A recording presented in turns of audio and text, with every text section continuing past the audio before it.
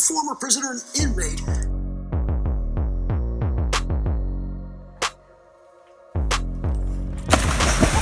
You did it. What are you doing, Guns? You bit the hell out of me. Wanna see you with your hands up. Going straight to the sky, let me see you put your hands up. Cause we do till we die and we on another level. I'm at New York City. To the rest of your body, got a piece of the pie. Told you once, told you twice that we only got one life. On the way to achieve success after prison, and he's going to share his story with us right now. Diamond shine, best at night. You wear yours, I'll wear mine. Go dumb tonight.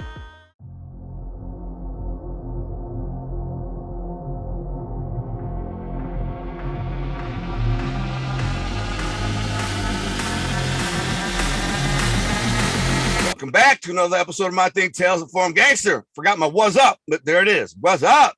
So another special guest, really interesting character, really interesting story. See, I'm trying to, get away from all the mafia stuff. Is cool for people who enjoy it. There's a very limited market meaning for that stuff. And there's also a very limited pool of talent or people that you can interview or hear their stories.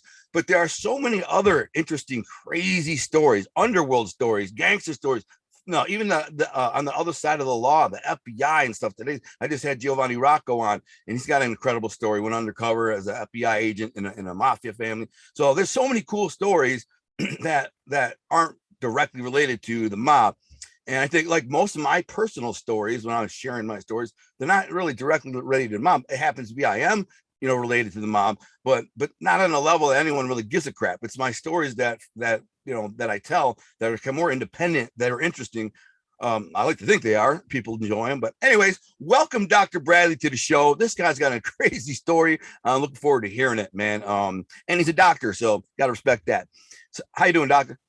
I'm good, brother. Good morning to you, and thank you for having me on your show today. I've really been looking forward to doing this interview with you. Thank you. My pleasure, bro. It's my pleasure.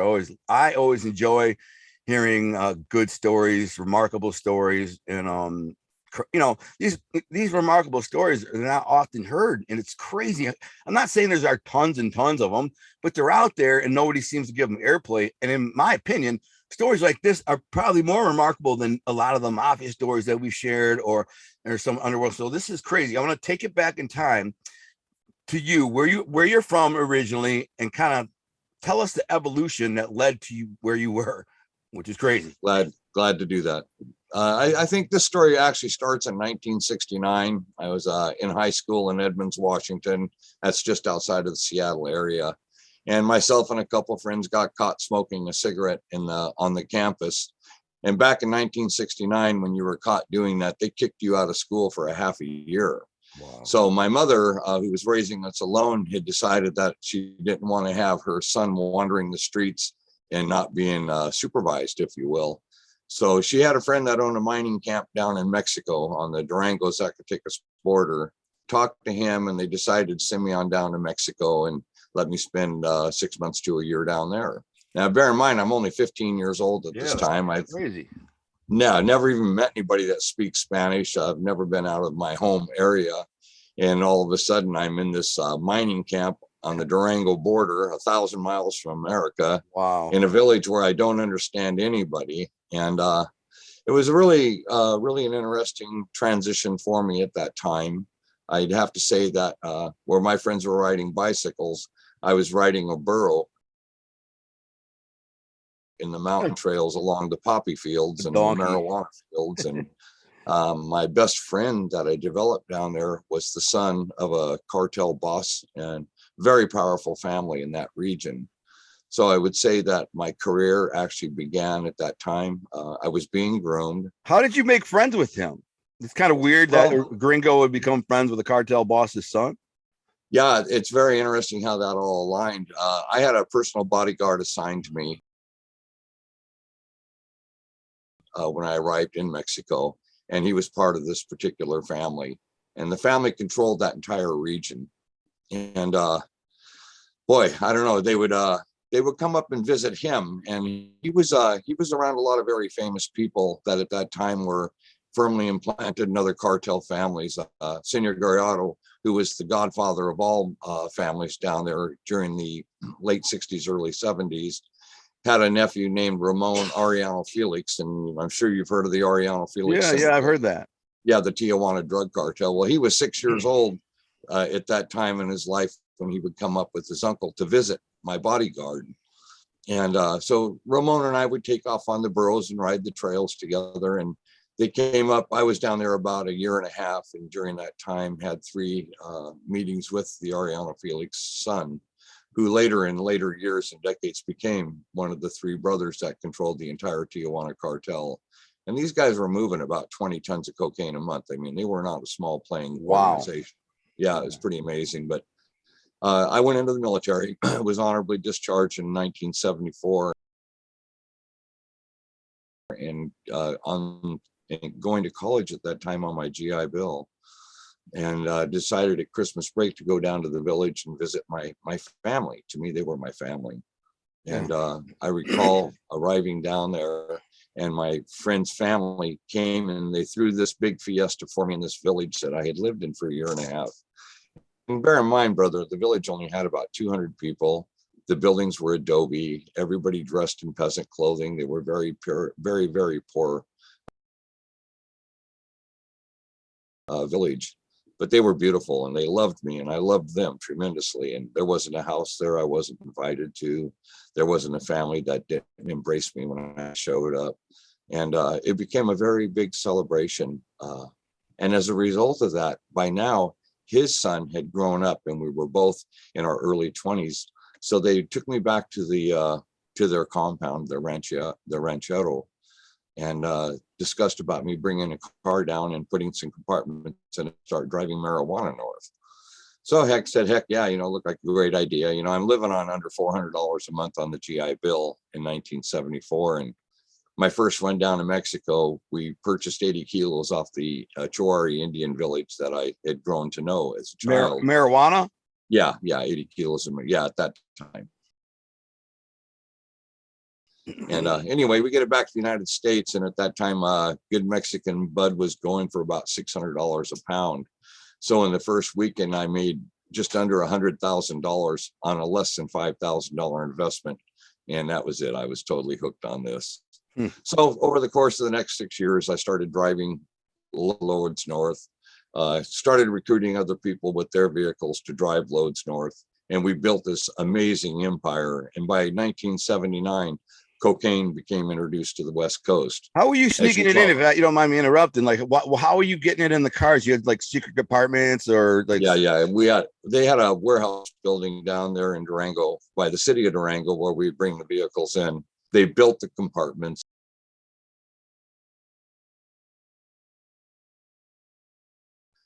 Well, basically, I was using an LTD at the time, and this could hold 80 compressed kilos. Yeah, they take the trunk and they cut out a plate in the trunk. They would put the kilos in there, reseal the plate, bondo it, sand it, paint it, drill a couple holes so dust would be allowed to accumulate inside of in the trunk, so it would not look suspicious when you're clearing customs.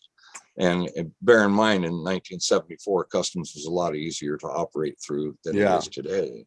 So we did, I don't even know how many runs I did. There were just hundreds of them during the 6 years that followed. But when cocaine became introduced, the entire game changed, brother, as you probably know from your own experiences. I can imagine. Everybody went from, we all went from being hippies and loving one another to automatic weapons and you're dead in a heartbeat if you do anything wrong.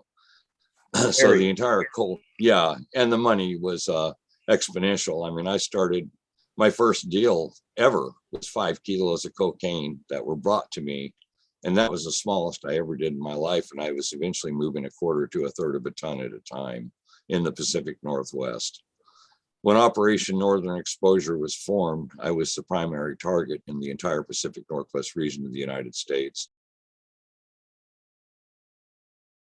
My ties were directly to the Sinaloa drug cartel. My lifelong friend down there in Mexico was tied to all of that through his family.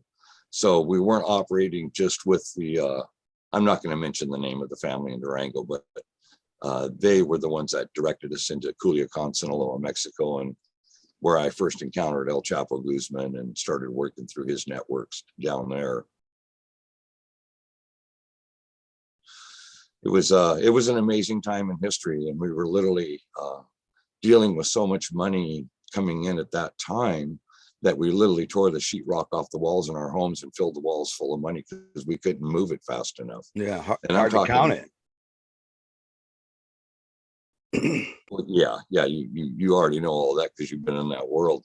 We had electronic counting machines and all that. We had It's still hard to count. Yeah, and you have to be concerned with possession of money just as much as you do with possession of drugs, as you well know. Yeah. How do you explain it when you're sitting there with 15 to 20 million dollars inside of the house and you don't even have a job? There's no explanation. They take it and that's it. No. Yeah, they take it, that's it, and you get charged. But moving on with that, there came a time in my life where I had made the decision I was more than wealthy enough for the rest of my life.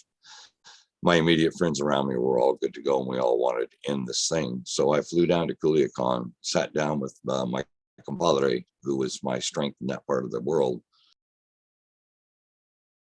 and was negotiating my release from working in this operation. Unfortunately, I had hit a point where I was rolling so much money to them that they ain't let you out. Yeah, they just don't do that. And because of my ties to the village, I mean, they said, "Aquí en su corazón vive la sangre de la ciudad," and my heart pumps the blood of the village. I'm one of their children now, and there was a lot of other ties involved. Plus, I knew everybody.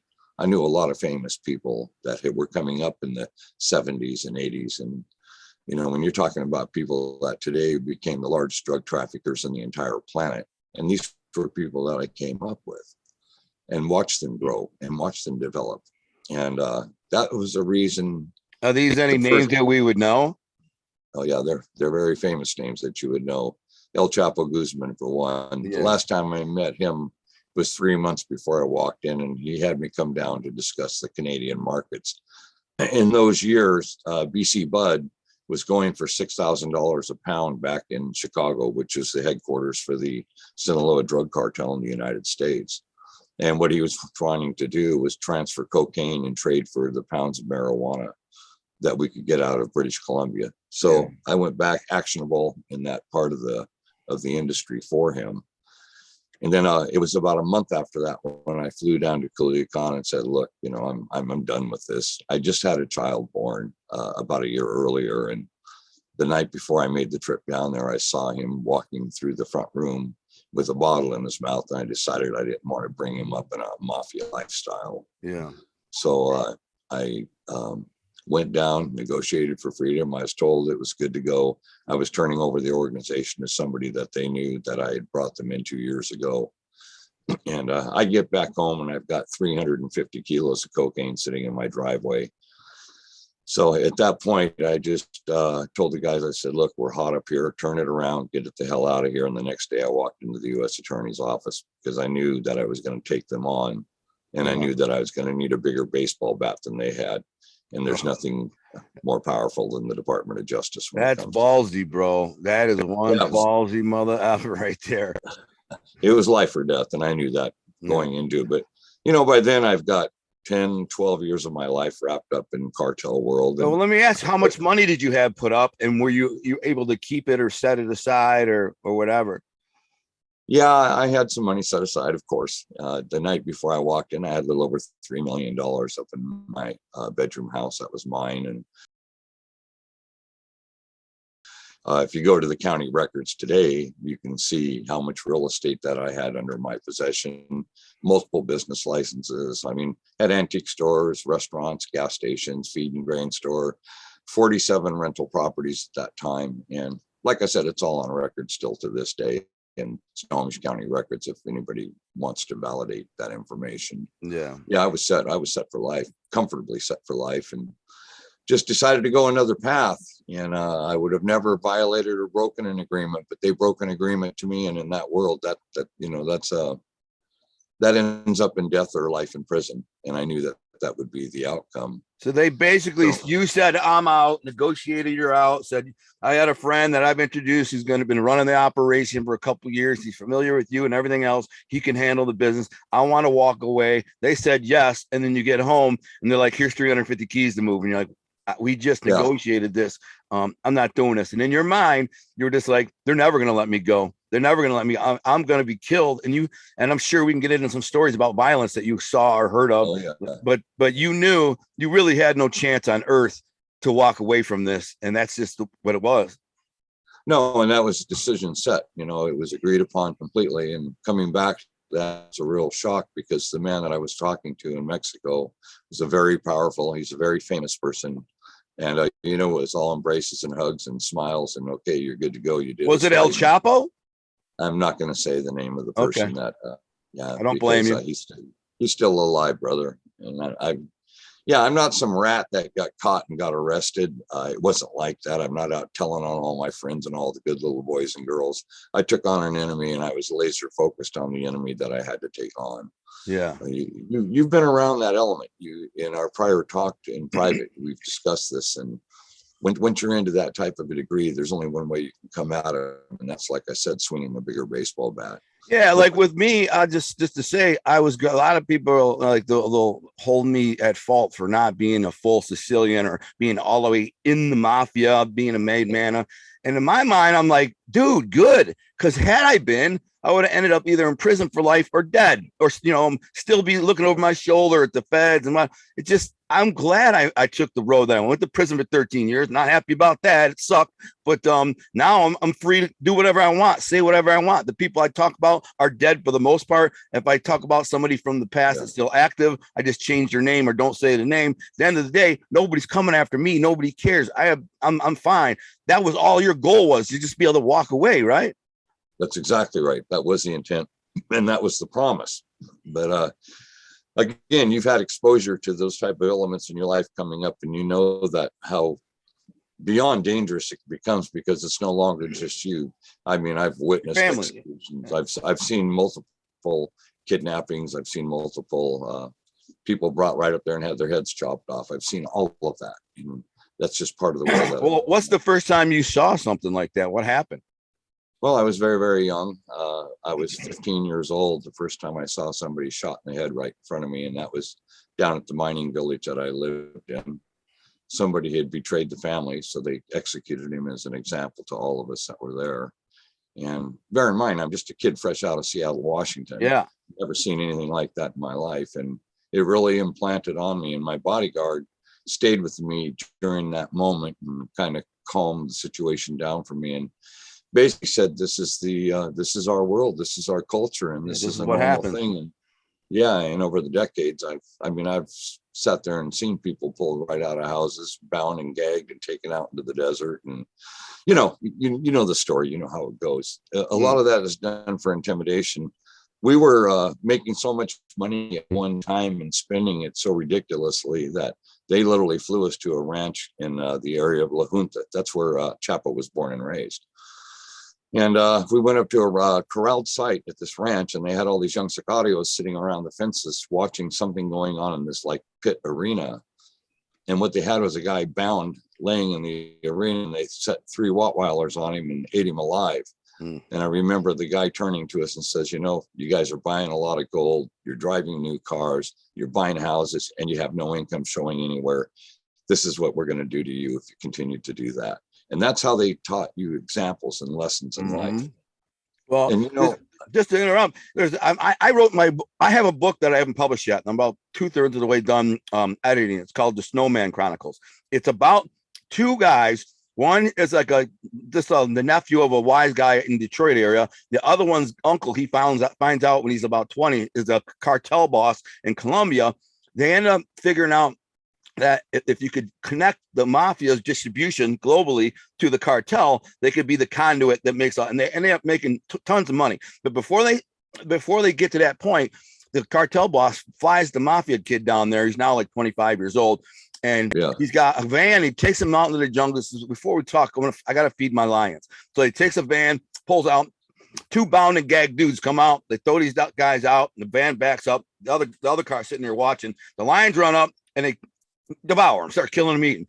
Now he goes back to the villa and says, do you know who those people were? He says, no. He goes, that was the head of the LA Bloods and the LA Crips. The reason I did that is because we told them to stop fighting, stop killing each other. It's disrupting our market flow. You know, you're all out there working for us, selling the drugs, selling the cocaine. When you start fighting and killing each other, you bring heat and you disrupt the flow. So I warned you. When they just kept doing it, he had the two dudes kidnapped, brought to Colombia, and showed this mob dude, because he was trying to send a message, like you said, said, listen, I don't care about the mafia, is what he's saying. I'm not scared of the mafia. This is what happens to anybody who fucks me over. This is what he said. Just trying to say to them. So that was the message he was sending. And just like you said, it's an intimidation tactic. And that's what you're seeing in those things. That's all it is. Yeah. You know, in my second published book, it's called A Fox and the Lions, and it just became a #1 bestseller on Amazon 2 weeks ago. Oh, nice. And that's my chronological story, taking it back to 1969. And it goes through all those type of episodes that men like you and I experience in life as we survive these elements. You know, when I hit prison, I was in Leavenworth Federal Prison, USP Leavenworth. My first tour was state, which was Folsom Prison, California, in the 80s. Now, wait a minute. Is this before you were able to walk away or after? I'm just trying to figure out the timeline. No, yeah, it's a good question. In the 1980s, I did 3 years in Folsom Prison, and that was a state beef. That For I what? got busted on. Trafficking in cocaine.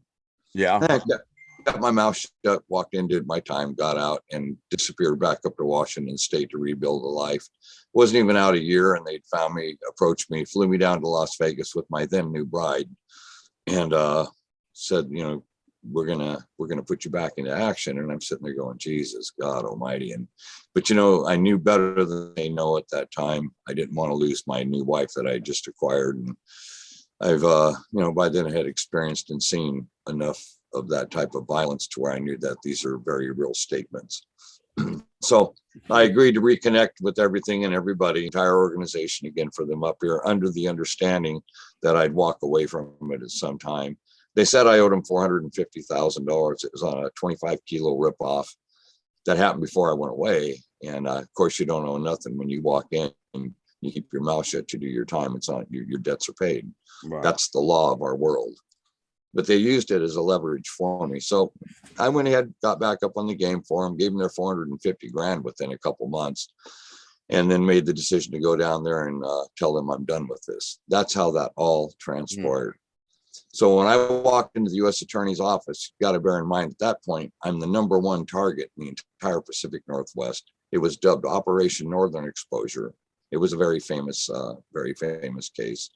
And here they've got the principal target walking in saying, screw it, I want to take on this situation I'm in to put it behind me. So I was facing multiple life sentences for all the stuff that I was involved with that they already had accumulated information. Yeah, you think they were going to come at some point anyways? But I'm sure they would have tried. But well, I had an officer on payroll that worked in the Seattle Narcotics Police Department at that time. He'd been on my payroll for 2 years. When you're operating at that level, brother, if you don't have intel resources coming in, then you shouldn't even be. Yeah. That's just like in Detroit. In Detroit, they've always had state cops, feds, locals, everybody, all the way up to the top. There's judges, everyone. They get information the second somebody sits down to proffer, if they do, which isn't too often. You know, the family finds out within that day. They know, and then they usually handle the business. Yeah, well, I had information, I had intel coming in over the course of the last 2 years of my involvement and all of that, and I was able to keep myself clear from any type of prosecutorial jeopardization, if you will. Sure. You know, I had people that were working under me that handled all the different facets of it. I was a boss, so when you're a boss, you know how insulated you become because you only have 2, possibly 3 people. Can you tell me a little bit about the network and how it worked? Okay, so obviously the cocaine was coming from Colombia and then coming to the Mexican cartels in bulk, which you may or may not even have known how did you have any idea how they were getting it from Colombia, flying it in? Of course. I've been to Colombia. I was in Colombia in those years. I had a friend of mine who was flying a DC-3, bringing loads north out of there. And I went down with him to El Rio Negro, which is just outside of Medellin. Yeah. And we were meeting with people there. I'm a pilot. He wanted to intro me as a pilot to do some flying with them also. I took one look at that whole situation and said, yeah, no, I'm not going to get involved in this part. Why? Stick to Mexico. Why? Well, for one, it was unfamiliar to me. Now, he was operational and he was flying out of Louisiana. He had an airstrip not too far from a town called Slidell.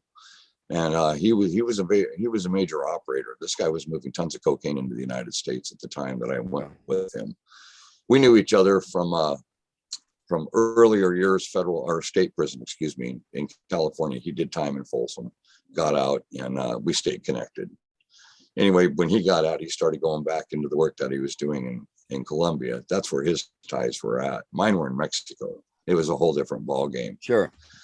But like I said, brother, I went down with him. I sat down and met with him and all that stuff. Got a load in the plane, flew back stateside with him, and I think we dropped that one in Alabama. Christ, it's been 30 years.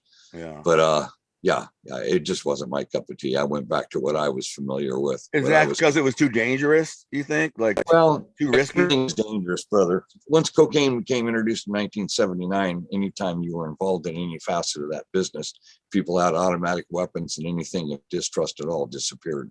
Just plain and simple. That's just the world that we were existing in. So when I walked in, I spent 19 months working with them outside of the United States. I was operational in Mexico, Costa Rica, and Panama, working cases down there to eliminate the faction that had me. By then, Chapo had been re-grabbed. That had nothing to do with me. I was dealing with some of his lieutenants.